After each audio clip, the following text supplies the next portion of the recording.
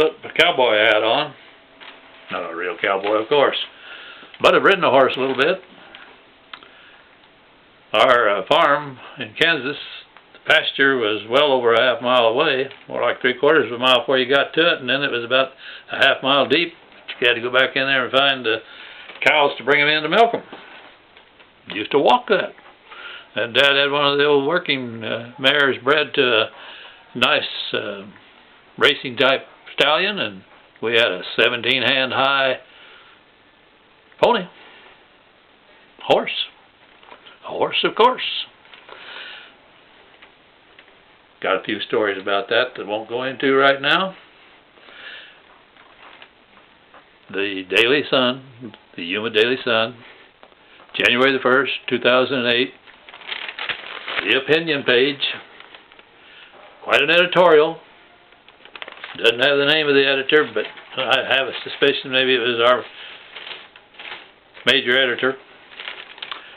He writes 3 challenges facing the nation during the new year.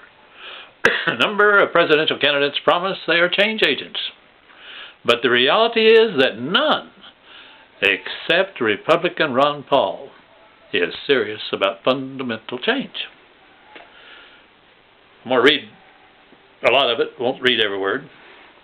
As we enter the new year, he says, it is appropriate to reflect on the challenges we face as a nation. And there are 3 of particular importance this year. First is the continuing war in Iraq. The surge by the troops appears to be helping to control the violence there. That's good news for the Iraqis, good news for our forces.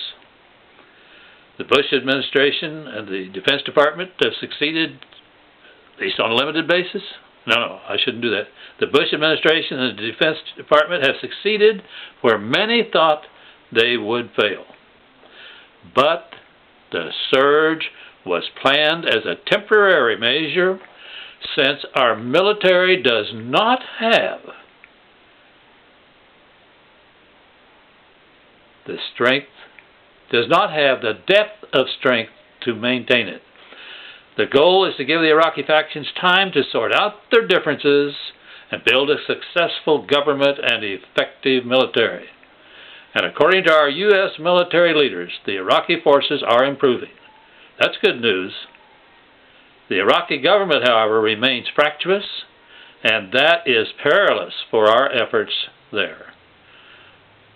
One thing is clear. Time is running out in Iraq. Even if things do not improve there, U.S. forces will not be maintained at the levels they currently are, as the military is too thin and the public will is weakened. This is likely the last year that the public will be tolerant of the status quo. A resolution must be found. All right, the second of his 3 things. The second is the upcoming presidential election. Who will be chosen?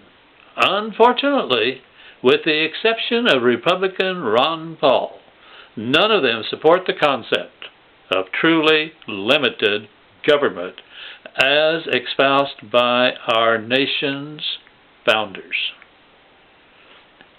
This is not part of the editorial.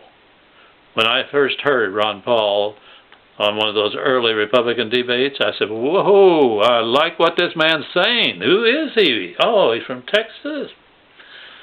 Didn't like somebody else's way of doing things that came out of Texas, but I like what that man's saying. Like I say, I'm a Democrat. Agnew, Nixon, Democrat. But I'm a conservative, and I like what Mr. Paul says. Back to the editorial. The good news is that Paul is getting a growing amount of support and attention at the grassroots level, although not at the national media level. Will he be able to pull to the front? Most think not. But perhaps he can at least change the conversation and help make people understand that change won't happen without a fundamental reversal of our current view of government. Now the editor's third thing. Third is the economy. The nation is struggling with the mortgage crisis and reduced consumer confidence. Already there are many calling for the government to step in and fix things. Some government solutions have already been implemented. That is not the answer. The real solution is for the government to stay out of the fray. The marketplace will sort things out and return the nation to prosperity if the government does not distort it with misguided interference.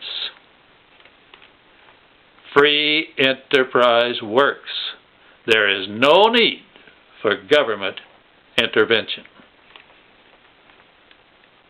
And he closes with this little paragraph. Although many of us think of our elected leaders as the ones facing these challenges, the reality is that it is our responsibility to direct them. They are therefore challenges for all of us. Hey, 3 cheers, Mr. Editor. 3 cheers, Ron Paul. 3 cheers, American people. Let's make it better.